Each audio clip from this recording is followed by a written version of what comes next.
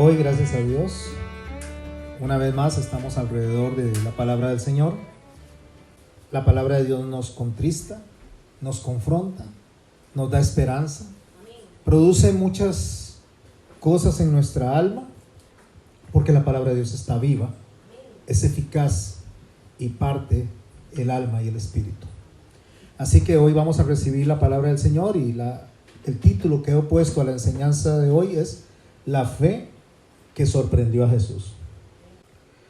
Vamos a darle gracias a Dios y le vamos a pedir que nos bendiga, que nos guíe y que nuestro espíritu esté atento a la voz de su espíritu. Padre, en el nombre de Jesús te damos gracias. Bendecimos este día, Señor. Te rogamos que nos des, Señor, la atención, que nos ayudes, Señor, en la comprensión, que abras nuestro entendimiento y dispongamos nuestro corazón, Padre bueno, a todo lo que tienes para nosotros. En tu nombre, oh Señor Jesucristo, por el poder del Espíritu Santo y por, Señor, el llamado de nuestro Señor y Padre Celestial. Amén. Cuando hablamos de la fe que sorprendió a Jesús, se habla básicamente de dos personas a las cuales el Señor le dijo esto. Una fue aquella mujer que venía de la región de Ciro y de Tidón, y el otro fue el centurión. Hoy nos vamos a concentrar en ese hombre, en el centurión, que se encuentra en el relato en Mateo capítulo 8. Pero antes de hablar del relato, deseo mencionar algunos detallitos de los centuriones. Básicamente los centuriones eran rangos militares en la Roma antigua. La palabra centurión básicamente originalmente se considera o se reconoce como una centuria, que serían 100 soldados a cargo de un hombre, y este hombre sería el centurión. Pasado el tiempo, según las demandas y los requisitos del imperio, después este batallón o este grupo de personas o de hombres soldados pasó entre 30 y 80 soldados, pero se siguió llamando centuria, y a quien los dirigía se le seguía llamando centurión. En el imperio romano, básicamente en todo el imperio, podían haber alrededor de unos 1800 centuriones. Estos centuriones eran nombrados salidos de los pretorianos. Los pretorianos eran los soldados que vigilaban o cuidaban al emperador, los más cercanos. De ahí salían los centuriones. Los centuriones salían por nombramiento directo del emperador, o también por un legado, un cónsul.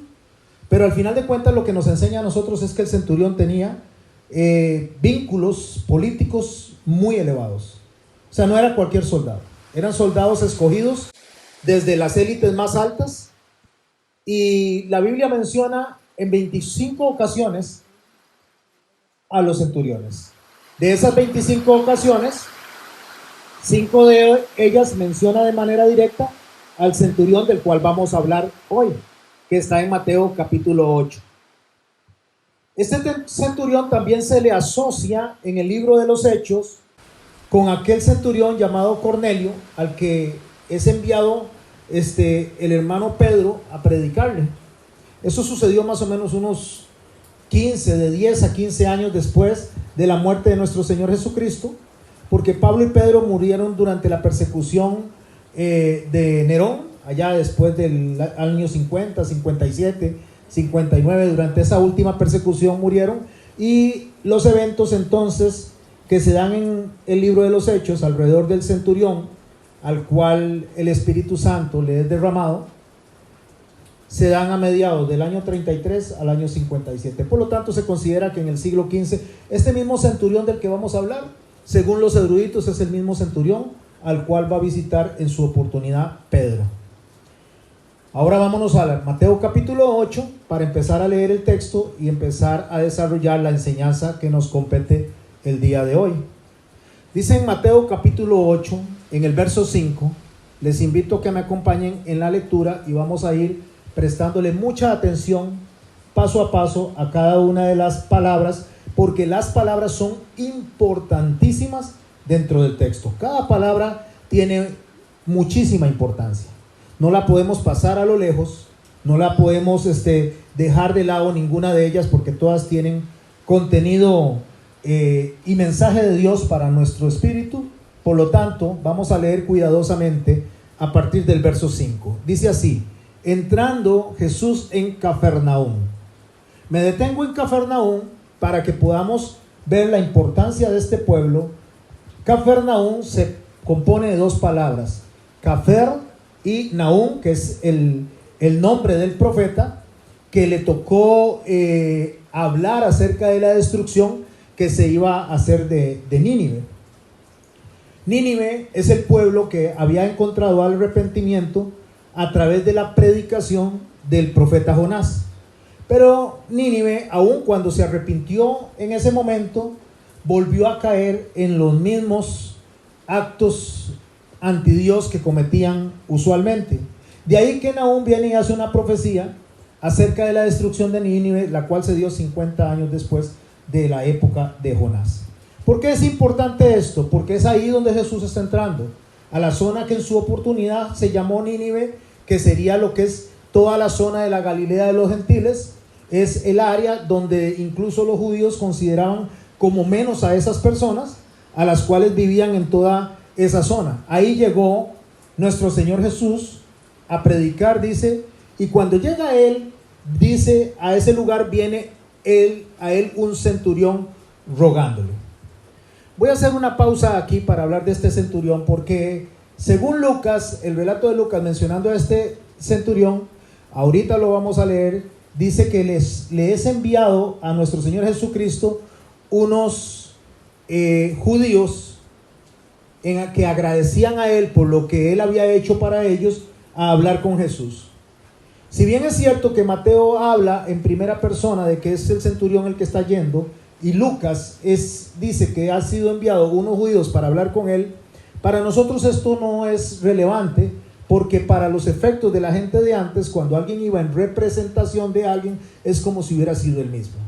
Entonces, si alguien enviaba, para darle un ejemplo, Johnny le dice a Cheney, siendo él el emperador, y le dice a Cheney que vaya a hacer una diligencia, no dicen vino Cheney, dicen vino Johnny, porque para efectos de la autoridad es como si hubiera sido el mismo emperador. En este caso es como si hubiera sido el mismo centurión. Pero no es importante quedarnos ahí, sino ir a rescatar la frase que hace que el Señor reconozca en este centurión una fe más importante que la de todo Israel, porque eso es lo que nos compete a nosotros. Entonces dice que entrando Jesús en Cafarnaúm, vino a él un centurión rogándole. Esa palabra rogándole, subráyela. ¿Qué hace un soldado romano rogándole a un judío? ¿Por qué? Porque para el efecto de los soldados romanos, los judíos simple y sencillamente eran parte del pueblo ocupado por ellos. Si hablamos de que este centurión está ligado al centurión del libro de los Hechos, esto es importante porque según el relato de Lucas, entonces este centurión era de la división itálica. ¿Y por qué es importante?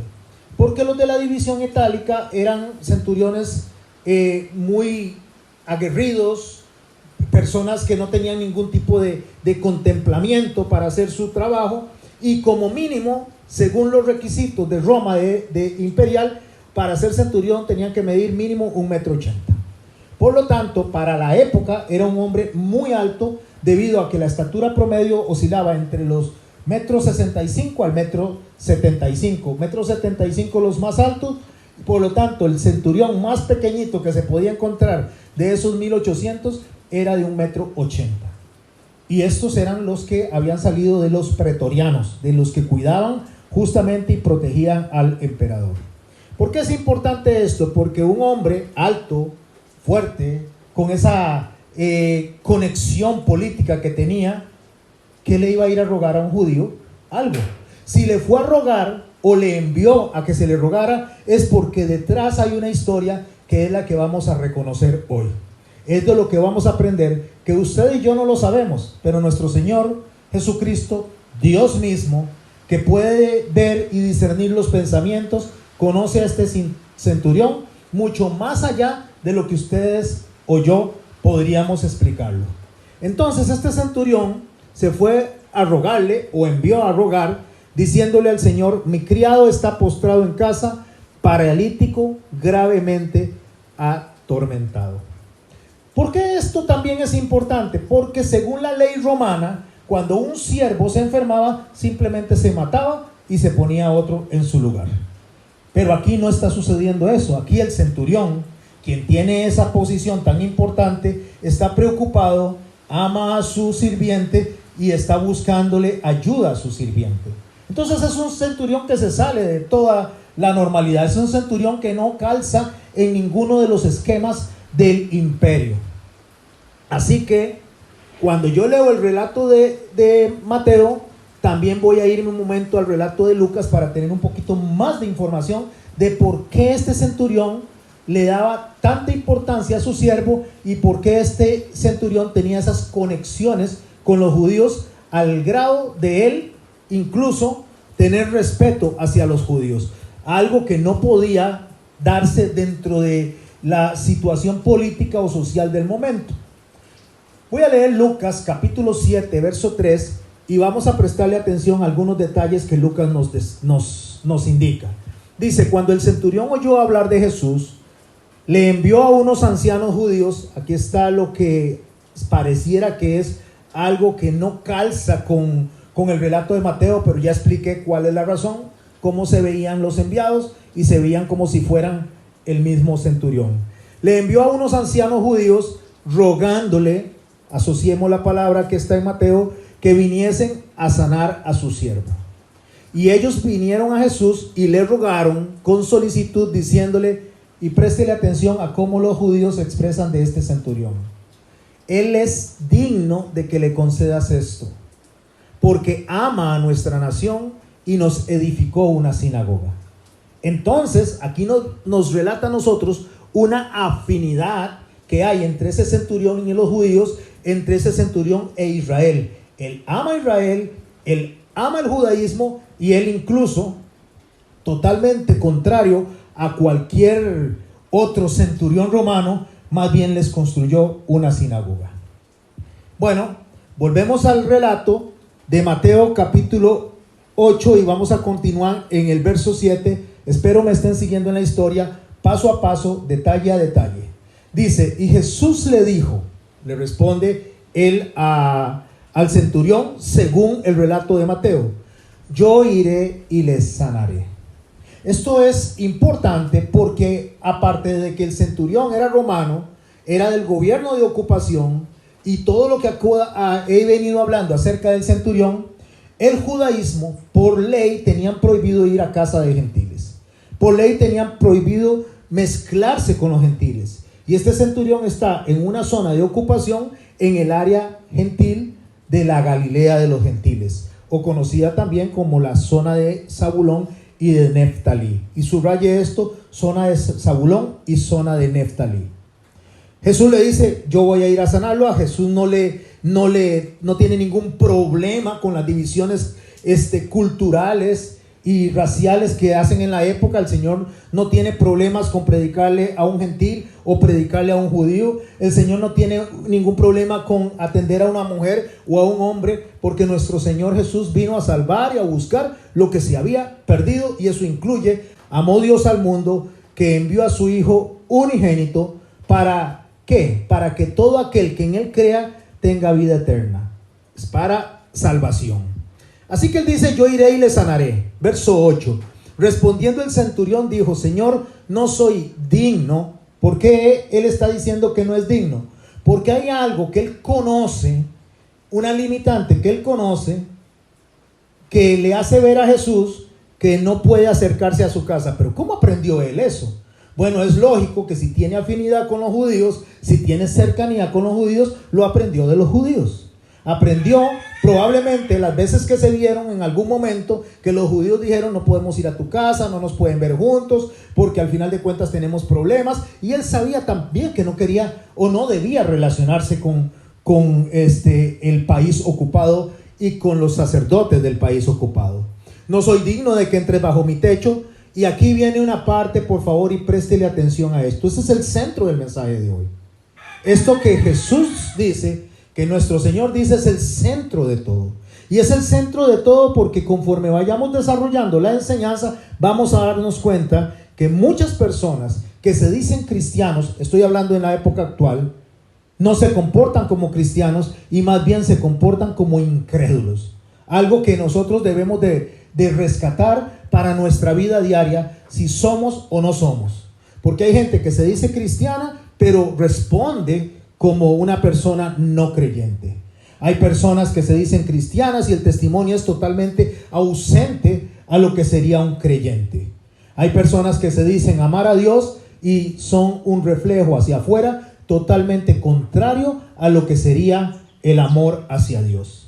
Personas que se dicen creyentes pero andan adulterando, personas que se dicen creyentes pero andan estafando, personas que se dicen creyentes pero andan mintiendo, personas que se dicen creyentes pero andan robando, pero semana a semana se reúnen en un lugar, aplauden, alzan las manos al Señor y son personas que en el mundo se siguen comportando peor que no creyentes.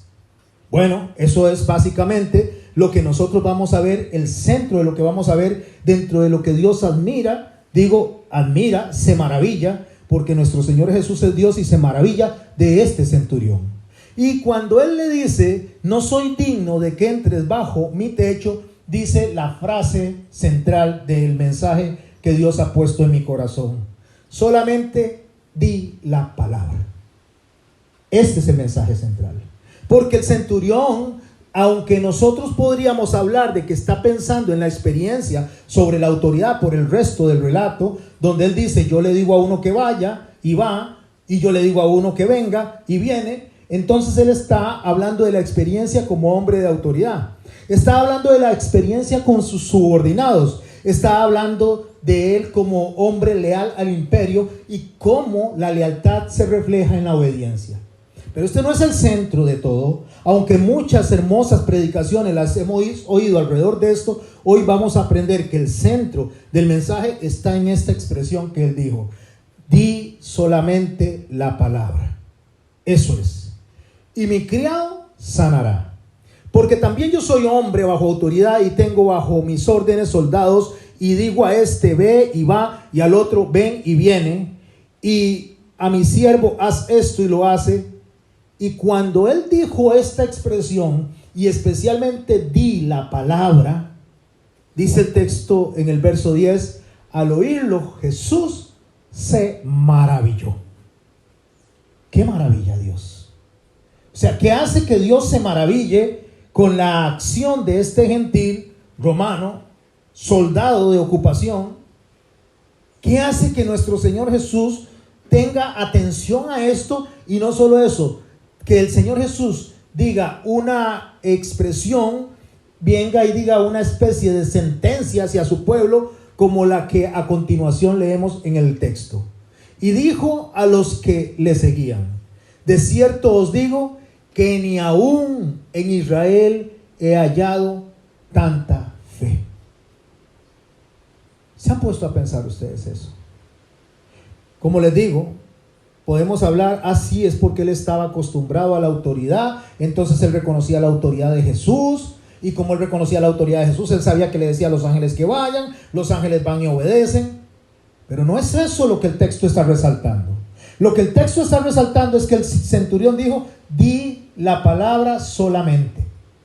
Él sabía que la palabra era la que accionaba, que la palabra era la que iba a hacer el milagro, que era la palabra la que le daba a él la confianza, la que le daba a él la fe de que con solo que nuestro Señor abriera la boca era suficiente, que no necesitaba estar ahí. Algo que tal vez incluso en Israel Marta y María en su momento, cuando Jesús llegó después de la muerte de Lázaro, le dijeron: Señor, si hubieras estado aquí, mi hermano no habría muerto. Pero ya han pasado 4 días. Ellas confiaban en Jesús, pero no creían que a la distancia él podía hacer un milagro, que tenía que estar presente. ¿Cuál es la diferencia entonces de cómo pensaba Israel o cómo pensaban los sacerdotes rabínicos a cómo estaba pensando este centurión? ¿Cuál era la diferencia entre esto? Bueno, tenemos que pensar que Mateo viene relatando, antes de llegar a este punto, una serie de milagros, entre ellos la sanación de un leproso. algo que tiene un significado muy profundo. Y es un significado muy profundo porque para poder entender un poco más acerca de lo que está pasando en el evento del centurión, es necesario que usted y yo nos metamos, nos profundicemos en lo que nuestro Señor está haciendo y la forma en que nuestro Señor está aplicando el cumplimiento de las profecías. En Lucas capítulo 7, una de las cosas que nosotros vamos a aprender es acerca de los milagros que determinaban quién era el Mesías. Lo que era el rabinato del momento, agarraban y hacían una cartilla que salía del libro de Isaías del capítulo 26 y el capítulo 35. Las escuelas rabínicas enseñaban que la liberación de demonios, limpiar las casas de los espíritus malignos, todo eso se podía hacer, pero habían ciertos milagros que solamente le correspondían al Mesías en el momento que anduviera él caminando por la tierra de Israel. Cuando en el capítulo 7 de Lucas, los discípulos le dicen y le hablan a Juan acerca de nuestro Señor Jesucristo y llegan a hablarle a nuestro Señor Jesucristo acerca de Juan en la cárcel, el relato dice así a partir del verso 18. Los discípulos de Juan le dieron las nuevas de todas estas cosas y llamó Juan a 2 de sus discípulos y les envió a Jesús para preguntarle: ¿eres tú el que había de venir o esperaremos a otro? Cuando pues los hombres vinieron a él, dijeron: Juan el Bautista nos ha enviado a ti para preguntarte: ¿eres tú el que había de venir o esperaremos a otro? En esa misma hora sanó a muchos de enfermedades y plagas y de espíritus malos, y muchos ciegos les dio la vista. Y respondió Jesús y les dijo, y préstele mucha atención a lo que nuestro Señor le dice a ellos. Cuando los discípulos van donde Juan, este es el mensaje que llevan: haced saber a Juan esto, id y haced saber a Juan lo que habéis visto y oído. 1. Los ciegos ven. 2. Los cojos andan. 3. Y subraya el número 3, que es lo que él acababa de hacer cuando el centurión fue a darle a él la solicitud, o los judíos a darle la solicitud para el centurión. Los leprosos son limpiados. 4. Los sordos oyen. 5. Los muertos son resucitados. 6. A los pobres es anunciado el evangelio, y subraye esto: a los pobres es anunciado el evangelio. 7. Bienaventurado es aquel que no halle tropiezo en mí. ¿Qué es lo que Jesús está haciendo? Está desarrollando la cartilla de Isaías del capítulo 26 y capítulo 35, que anunciaba los milagros que el Mesías iba a hacer. Y entre esos milagros que el Mesías iba a hacer estaba la limpieza de leprosos y el anuncio del evangelio a los pobres. Algunas de las personas piensan que cuando el Señor está hablando de la limpieza de los pobres en ese momento, o Isaías está hablando de la limpieza de los pobres, está hablando de personas escasamente con dinero, o personas que no tenían comida, o personas en necesidades. Pero esta frase de Isaías no está hablando de eso, y por eso tendríamos que irnos al texto de Isaías.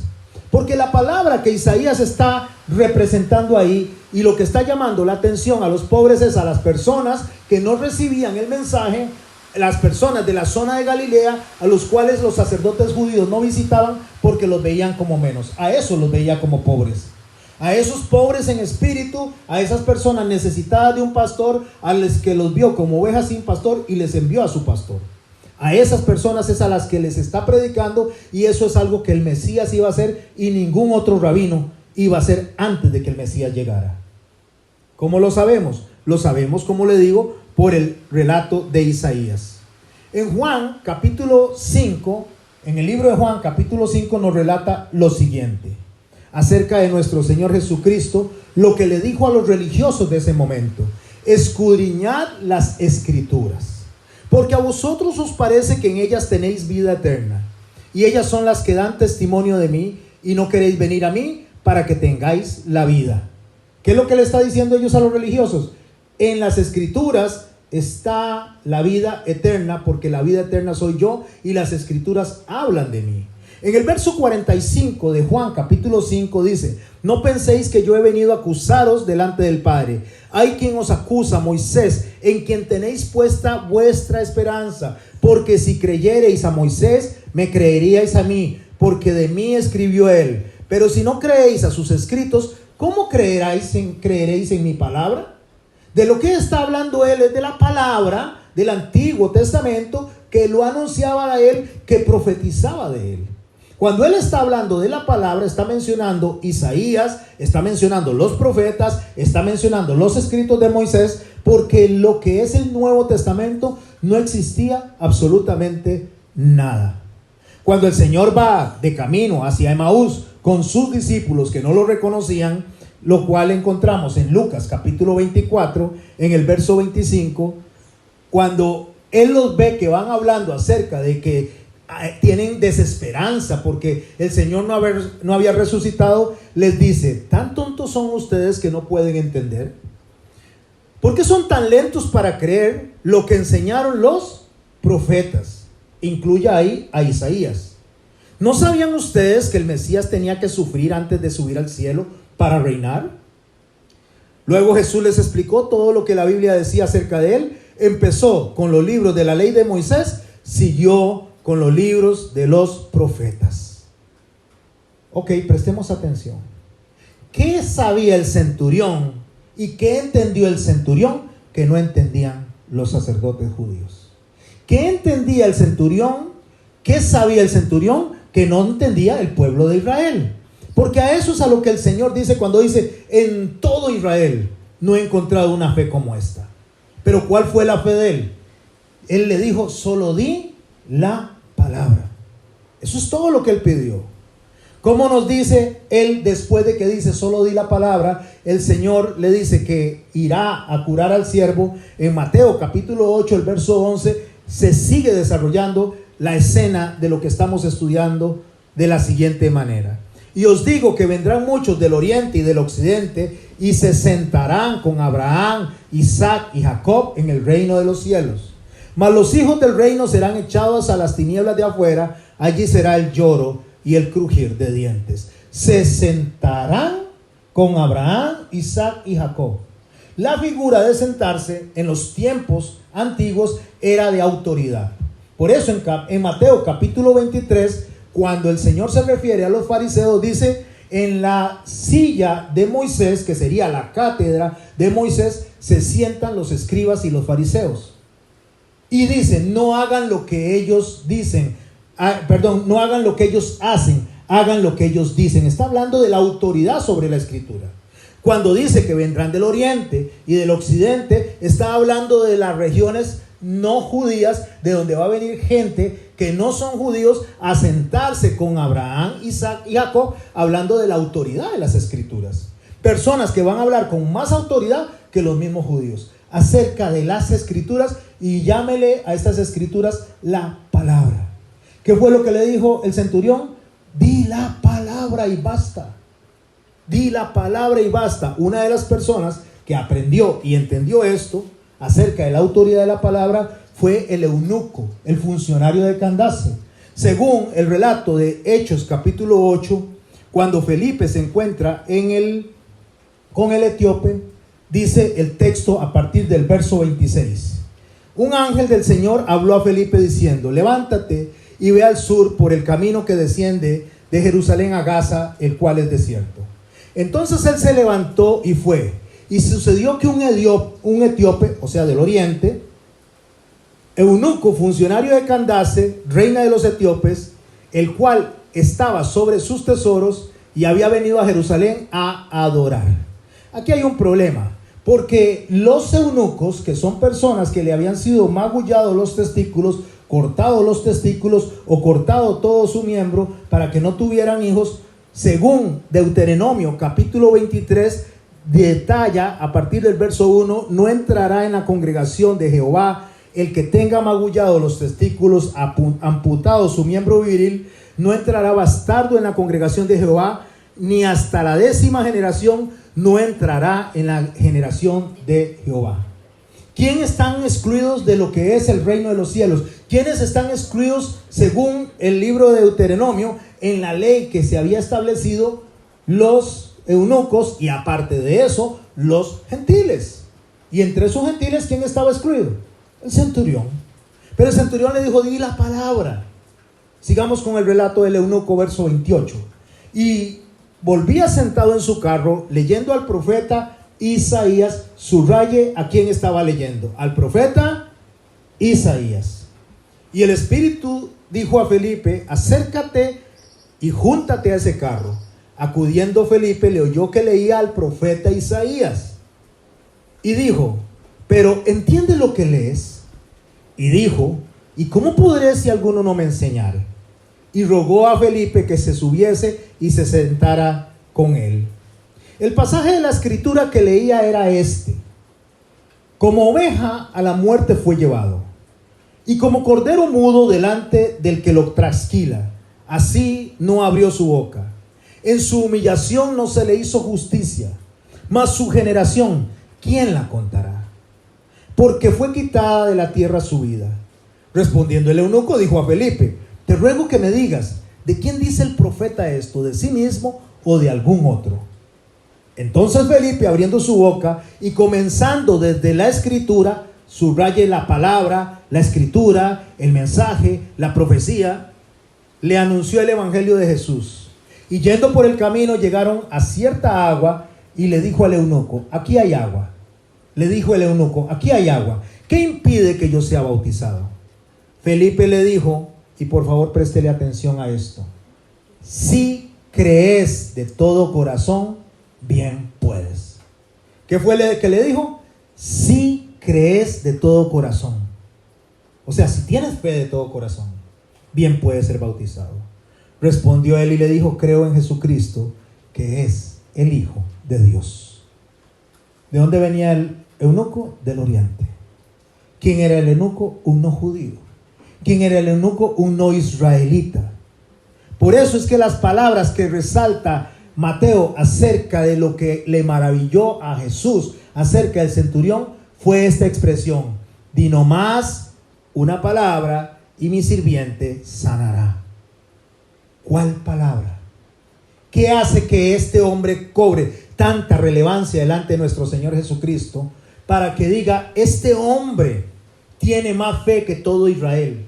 Este hombre tiene más fe que los sacerdotes judíos. Este hombre tiene más fe que los fariseos, que las mujeres, que los hombres. Cualquier nacido de Israel, este hombre tiene más fe que todos ellos. Y Jesús se maravilló de lo que él dijo.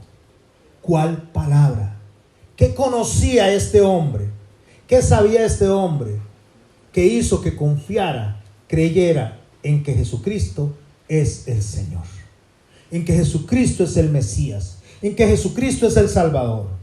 Inicié esta palabra diciendo que hay cristianos que se comportan como del mundo y hay gente más crédula en el mundo que los que se dicen cristianos. Hay gente de la calle del mundo, y me refiero a la calle del mundo, gente que ni se congrega, que vive una vida más piadosa que los mismos cristianos.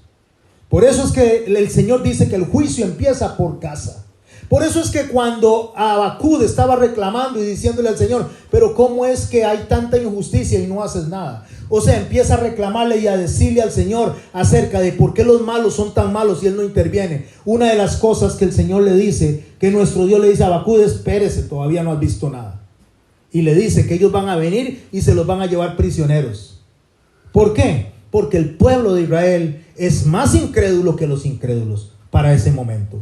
Porque la gente que estaba ahí, en lugar de querer darse bondad y amor, que era un tiempo de jubileo cuando el Señor andaba predicando, que es cuando es el perdón, que es cuando es el amor, cuando es de pasarse por alto la ofensa, cuando es de tener compasión, cuando es de tener misericordia, estaban pensando en matarlo. Eso era lo que estaban pensando los judíos. Mientras que este centurión dijo, di la palabra y mi siervo sanará. ¿Cuál es la palabra? ¿Qué tanto había escudriñado la palabra el centurión y no lo habían hecho los sacerdotes? ¿Qué tanto es que las personas se identifican más con Dios? Aquellas personas que aún nosotros vemos que ni se congregan muchas veces, que los que se congregan, y cómo actuamos nosotros que nos congregamos en relación a lo que Jesús demanda. Porque Jesús nos dice, pase por alto la ofensa, perdone, tengan compasión, ore por el enemigo, ore por esto. Y las personas muchas veces son más bondadosas fuera del orden de Dios que los que están en el orden de Dios. Y por eso es que nuestro Señor Jesucristo se maravilló. Porque resulta que hay personas que se dicen creyentes y se comportan con maldad, con o sea, son deshonestos, son crueles. Y hay personas que dan más bondad y más amor a Dios, aun cuando no se dicen cristianos, aun cuando no se dicen creyentes. ¿Cuál es la palabra que él recordó? ¿Qué es lo que este eunuco conectó con nuestro Señor Jesucristo? Y le dijo: di la palabra solamente y mi siervo sanará. Levítico 19, versos 9 al 10 dice así: cuando ciegues la mies de tu tierra, no segarás hasta los últimos rincones de tu campo, ni espigarás el sobrante de tu mies, tampoco rebuscarás tu viña, ni recogerás el fruto caído de tu viña. Lo dejarás al pobre y al forastero. Yo soy el Señor vuestro Dios. ¿A quién le está hablando? A su pueblo. Piensa en los forasteros, piensa en los extranjeros, ame a las personas de afuera. Esa es palabra de Dios, y esa palabra está en el Antiguo Testamento. Es una profecía establecida, un mandamiento descrito en el libro de Levítico. Pero vámonos un poco más adelante, vámonos a Isaías, el texto que estaba leyendo el eunuco. O no el texto, sino el libro que estaba leyendo el eunuco. ¿Cómo es que Isaías viene y impacta a los gentiles de la época de Jesús? En Isaías 9, 1 al 2 dice así: sin embargo, no durarán para siempre su angustia y su dolor. ¿A quién se está refiriendo? La tierra de Zabulón y Neftalí es una región de Galilea, mis hermanos, donde habitaban todos los pueblos que no adoraban a Dios. En esa región, según Isaías dice, ahí no durará para siempre su angustia y su dolor. ¿Por qué?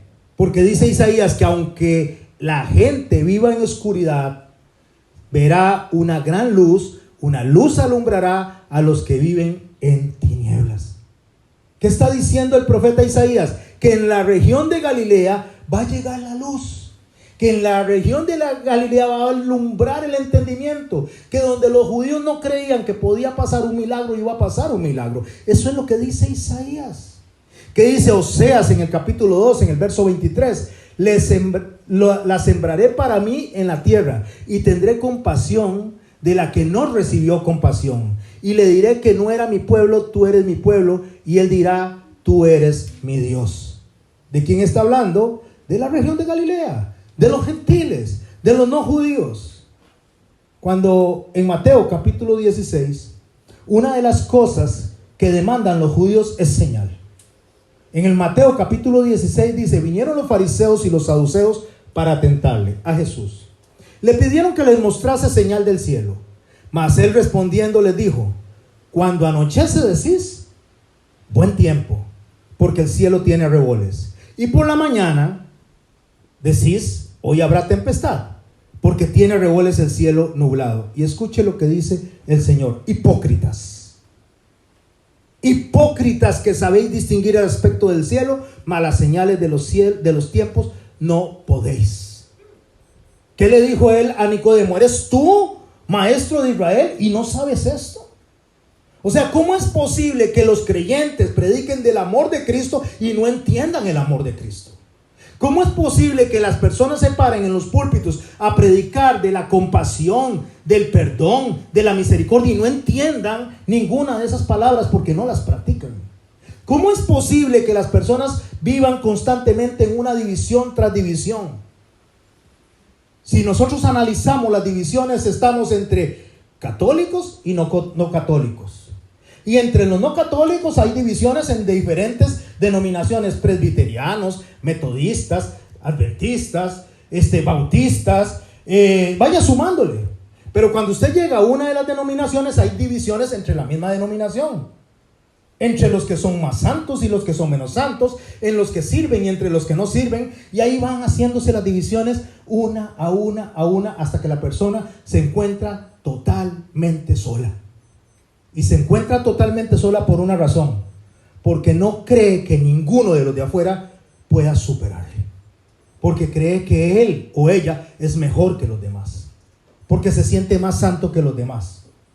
Me encantan las palabras de Pablo cuando él dijo: soy el primero de los pecadores.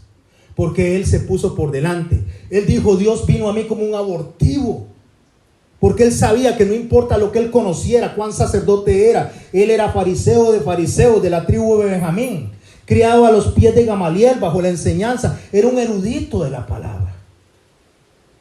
Pero él sabía que él, aún sabiendo todo lo que sabía delante de Dios, no era digno de estar delante de él. Porque más bien había perseguido a la iglesia hasta que Jesús se le apareció y le abrió el entendimiento. Por eso es que el Señor reclama y le dice: hipócritas, hipócritas, porque ustedes están constantemente pidiendo señal, mas no les será dada otra señal más que la del profeta Jonás. Entonces, ¿cuál es la señal del profeta Jonás? Que estuvo 3 días en el vientre del gran pez y 3 noches. Pero no solo esa es la señal, porque esa es la señal que va a concluir con una de las señales mesiánicas, la más grande de todas, la resurrección. Él iba a resucitar a las personas, pero más que resucitar a las personas, él se iba a resucitar a sí mismo. Yo doy mi vida, nadie me la quita, yo la doy y la vuelvo a tomar. La resurrección del Señor vino por el poder del Espíritu Santo, porque por eso Pablo dice que si no hubiera habido resurrección, vana sería nuestra fe. Porque si nosotros no creemos en la resurrección de Cristo, vana sería nuestra fe. Pero ellos, como aún no habían experimentado la resurrección de Jesús, como no habían visto todas las señales, no creían en él. Pero este hombre, este centurión, creía en la palabra de Isaías. Di la palabra. Solamente di la palabra. Él estaba viendo al Mesías ahí. Él sabía y entendía claro lo que el mensaje había dejado para él. Por eso es que cuando el Señor dice que la única señal que da es la del profeta Jonás, no se refería únicamente a los 3 días en el vientre del gran pez, sino se refería a él mismo. Porque él se estaba refiriendo al pez. En Jonás capítulo 1 verso 17 dice: Jehová había preparado un gran pez para que se tragase a Jonás, y estuvo en el vientre del pez 3 días y 3 noches. ¿Qué es lo que el Señor está diciendo cuando él dice la señal del profeta Jonás? Él está hablando de él mismo. Él está hablando de que como el gran pez no había uno antes ni después. No piensen en una ballena, no piensen en un pez ballena, en un pez tiburón. No piensen si una persona cabe en la barriga de un pez. No, era un pez único. Dice, tenía preparado un gran pez, o sea, era un pez único. El pez que tomó a Jonás era único. No hubo antes que ese pez uno igual, ni después que ese pez uno igual. No busquemos en los libros de ciencias para ver cuál de los peces es, porque de esa misma manera Jesús le está diciendo a ellos: el pez único, el inigualable, el que es incomparable, el que no hay uno antes ni después, aquí está delante de ustedes. Por eso en Mateo 13:17 él dice: de cierto os digo que muchos profetas y justos desearon ver lo que veis y no lo vieron, y oír lo que oís y no lo oyeron. ¿Qué está diciendo? Muchos desearían haberme visto y no lo vieron. Ustedes lo están viendo y lo están rechazando. Mis hermanos amados, mis hermanas amadas, ¿sabe cuál es el problema de nosotros? Que ya experimentamos a Cristo, ya experimentamos la salvación, pero no nos aferramos, no nos agarramos a los beneficios de la salvación. Y los beneficios de la salvación conllevan a muchas cosas, y entre ellas es el saber perdonar, el tener la capacidad de perdonar, el tener la capacidad de pasar por alto la ofensa. Y no significa que no enfrentemos la ofensa, que no digamos esto está malo, pero que no haga nido en nuestro corazón, que no nos amargue, que no nos separe de la relación con Dios, que no nos aleje de la oración, que no nos aleje de congregarnos, que porque una persona nos hizo algo, entonces nosotros venimos y le cobramos la factura a Dios como si Dios hubiera tenido la culpa. A eso se refiere justamente el Señor. El Señor lo que se refiere es que este hombre, este centurión, tenía más conocimiento de quién era él que todo Israel. Por eso dice el Señor que cuando esta conversación termina, según Mateo en el verso 13, dice: entonces Jesús le dijo al centurión. ve, y como creíste, te sea hecho. Y su criado fue sanado en aquella misma hora. Tenemos que entender qué fue lo que pasó ahí. Porque nosotros tenemos un problema y confundimos entre la esperanza y la fe. Porque la esperanza es algo que se tiene para lo que ha de venir. Y la fe opera para el momento. O sea, la fe es para algo de el instante, para ahorita, para lo que está pasando en este momento. Y la esperanza es para prepararnos para tener tranquilidad por lo que ha de venir.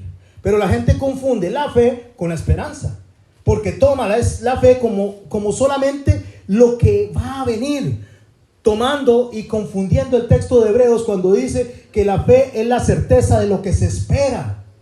La convicción.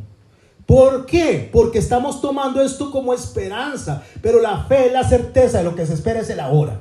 Es entender hoy que lo que está por venir ya está en mí. Es entender que tenemos el poder del Espíritu Santo que operó en Cristo para resucitarlo de los muertos, para que nosotros podamos perdonar, para que podamos tener misericordia, para que podamos tener compasión, para que podamos entender que si el Señor nos salvó a nosotros, también puede salvar a cualquier otra persona, porque si me salvó a mí, salva al que sea. Eso es lo que básicamente Pablo dice. Pablo dice, yo era el último de los profetas, diciéndose que los profetas estaban delante de él. Pero después, 20 años después, dice, yo soy el primero de los pecadores. O sea, si me salvó a mí, dice Pablo, pues salva a cualquiera. Pablo no se veía como un hombre por encima de los demás porque el Señor lo salvó. Se veía como un hombre abortivo, o sea, como lo último que debía de ser salvo, y aún así en él se fijó. Por eso es que cuando el Señor va caminando delante de la higuera que él había maldecido, según Marcos capítulo 11, se desarrolla este tema. Y pasando por la mañana, verso 20, vieron que la higuera se había secado desde las raíces.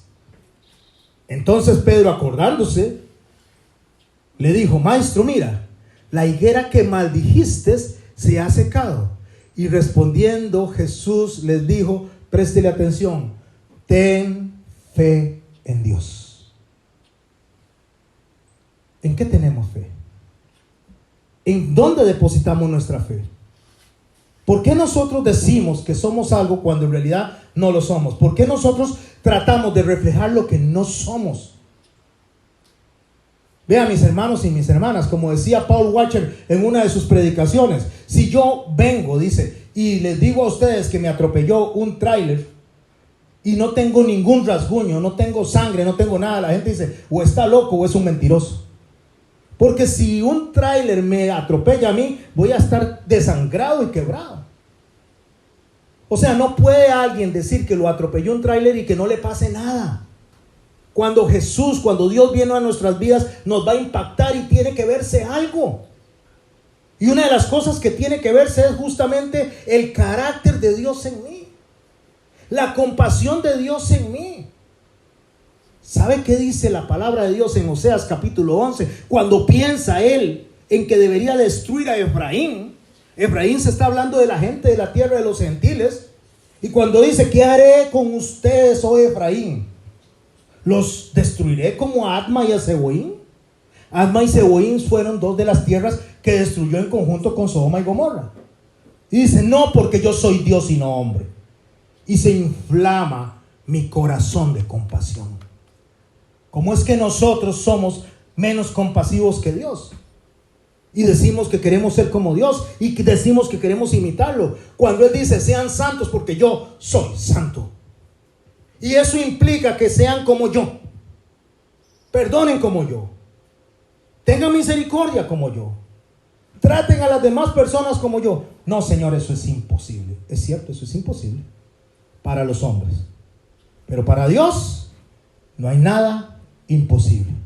Y si dejamos que Dios opere en nuestros corazones, nuestra fe se va a accionar de la manera en que Dios la va a guiar y vamos a poder tener la capacidad del Espíritu Santo en nosotros. Y eso se llaman frutos del Espíritu.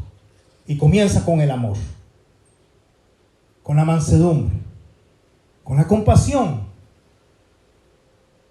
¿Por qué decimos ser algo y no lo somos? ¿Por qué el Señor maldice a esa higuera? Porque tenía que dar fruto, pero Marcos dice que no era tiempo de dar fruto. Y aún así Dios la maldijo. Porque delante de Dios, sea tiempo o sea destiempo, tenemos que dar fruto. Tenemos que dar fruto cuando estamos enojados o cuando estamos contentos. Tenemos que dar frutos cuando estamos en escasez o cuando estamos en abundancia. Tenemos que dar frutos cuando estamos enfermos o cuando estamos con salud. Tenemos que dar fruto en todo tiempo. Y dar fruto en todo tiempo es justamente tener fe en Dios. Eso fue lo que le pasó a este hombre. Por eso Jesús se maravilló de la fe de este hombre. Porque él dijo, di la palabra. Porque este hombre consideraba y confiaba en la palabra de Dios. Confiaba en los escritos de Dios. Verso 23 del texto que estamos leyendo de Marcos 11. Porque de cierto os digo, cualquiera que le dijera a este monte, quítate y échate en el mar, y no lo dudar en su corazón, sino que creyere, le será hecho lo que dice. Lo que diga le será hecho. Por tanto os digo que todo lo que pidiereis orando, creed que lo recibiréis y os vendrá. Y cuando estéis orando, escuche por favor, preste cómo el Señor asocia el cumplimiento del milagro, cómo asocia Él lo que es el poder de la fe con algo tan importante como es el perdón. Porque el Señor dice, y cuando estéis orando, perdonad. Subrayo, y cuando estéis orando, perdonad si tenéis algo contra alguno, para que también vuestro Padre que está en los cielos os perdone a vosotros vuestras ofensas. Porque si vosotros no perdonáis, tampoco vuestro Padre que está en los cielos os perdonará vuestras ofensas. ¿Cuál es la relación que el Señor hace entre el milagro y la acción con ese hombre que está ahí sufriendo para este centurión? ¿Cuál es la relación que Dios pone en el corazón de nosotros? Sencillo, el perdón. Sencillo, el amor. Y digo sencillo porque es sencillo para decirlo para nosotros, pero es un milagro de Dios en nosotros. ¿Quiere usted saber que usted es una persona salva? ¿Quiere usted saber que es una persona creyente? ¿Quiere saber que usted es una persona que realmente ha sido impactada por el Espíritu Santo? Cuando usted pueda perdonar y orar por sus enemigos. Cuando usted pueda pasar por alto la ofensa. Cuando usted pueda tener la misericordia de Dios. Cuando usted se pueda subir a una cruz, renunciar a usted y poner a Jesús delante de usted. Porque el Señor dice, cada uno tome su cruz y me siga. ¿Qué es tomar su cruz y seguirle? Renuncien a ustedes y pónganme a mí, porque ya yo me puse. Ya yo me puse por ustedes. Por lo tanto, el Señor dice, tened fe en Dios. ¿Cómo tengo yo fe en Dios, mi hermano y mi hermana? ¿Cómo tengo yo fe en Dios de la manera de que este hombre maravilló a Cristo? ¿Quiere maravillar usted a Jesús? ¿Quiere maravillar usted a Cristo a través de su fe? Solamente haga lo que dice la palabra. Y quiero decirle, para no ocupar mucho tiempo, lo que dice la palabra. Podría empezar a desarrollar 613 mandamientos. Podría empezar a leer, como explicó nuestro Señor, desde Moisés hasta Cristo. Incluso podría irme hasta Adán y leer todo el Antiguo Testamento. Podría explicarles todo el Nuevo Testamento, pero el Señor lo resumió en dos sencillos, para que no sea difícil de olvidar. Amad a Dios por sobre todas las cosas, y al prójimo como a usted mismo. ¿Y el prójimo quién es? ¿Solo el que me ama? No, porque el Señor dice, si le hacéis bien a los que os hacen bien, pues ¿qué demás hacéis? Si sois perseguidos por la verdad, ¿qué hacéis de más? Pero si somos vituperados por la causa de Cristo, si podemos poner el corazón que Cristo puso. ¿Y cuál es el corazón que Cristo puso? En que cuando éramos sus enemigos, Él murió por nosotros. Él no murió por nosotros cuando éramos sus amigos. Él murió por nosotros cuando éramos sus enemigos. Cuando lo rechazábamos, cuando huíamos, cuando no queríamos nada con Él. Él lo que hizo fue venir a morir por aquellas personas que lo rechazaban, al grado que lo pusieron en una cruz. Y dijo nuestro Señor Jesucristo la razón de por qué lo subieron a una cruz. Porque amaron más las tinieblas que la luz. ¿Y cuál es la luz? ¿Cuál es el vínculo perfecto? El amor. ¿Qué era lo más fácil para ese centurión? Matar a su siervo y comprar otro esclavo. Pero este hombre estaba triste porque su siervo estaba sufriendo. Y era un hombre que, a pesar de tener el poder que tenía, a pesar de poder representar al imperio opresor como lo representaba, decidió por el amor a Cristo, decidió por el amor a Dios, decidió por confiar en Dios, y le dijo: solamente di la palabra. Padre, en el nombre de Jesús estamos delante de ti agradecidos por esta mañana. Estamos delante de ti, Señor, por recibir esta palabra que nos confronta, Señor. Porque qué fácil es abrir la boca, Padre. Qué fácil es decirnos cristianos, Señor. Pero una cosa es decir y otra cosa es hacer, Señor.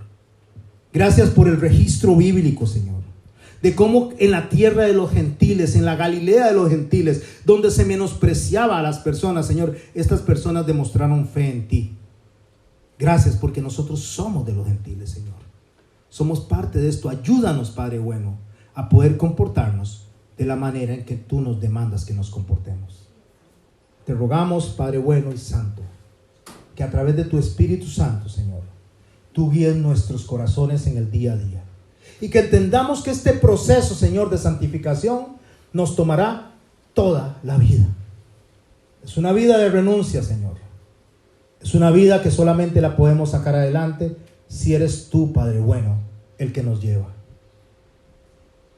Yo no iré, dijo Moisés, si tú no vas conmigo.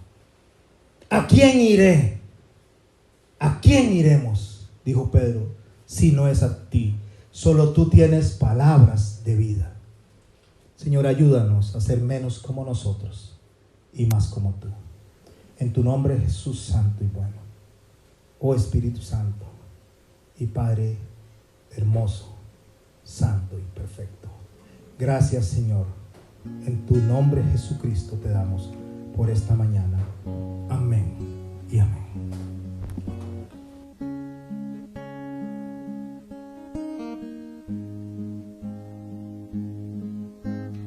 Quiero levantar a ti mis manos, maravilloso Jesús, milagroso Señor. Llena este lugar de tu presencia y a descender tu poder a los que estamos aquí. Creo en ti, Jesús, y en lo que harás en mí. Creo en ti, Jesús,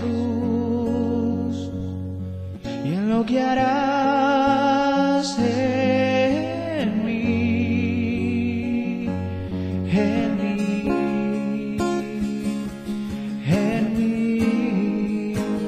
Recibe toda la gloria, recibe toda la honra, precioso Hijo de Dios. Recibe toda la gloria, recibe toda la honra, precioso Hijo de Dios. Quiero levantar a ti mis manos, maravilloso Jesús, milagroso Señor. Llena este lugar de tu presencia y a descender tu poder a los que estamos aquí. Creo en ti, Jesús, y en lo que harás en mí.